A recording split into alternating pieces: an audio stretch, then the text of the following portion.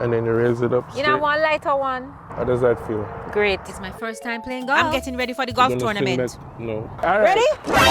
Ready? Take it back here to stay down. Okay. The club is gonna pick you up. Yes. Yes. How did I do? So now that I finished warming up, it's time for me to head over to the course. Why would you want to carry a club now? No. Pleasant, good morning. Some test, yeah. Alright, go on with Tiger. You hit it and show her how to hit it.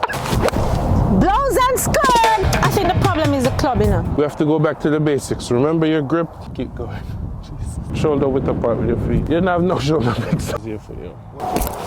Gosh darn it. Hockey, man.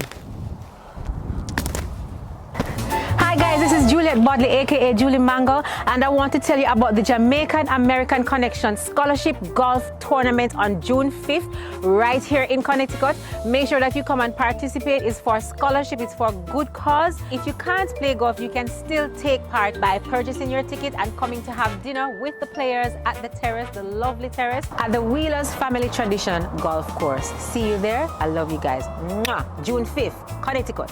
Bam!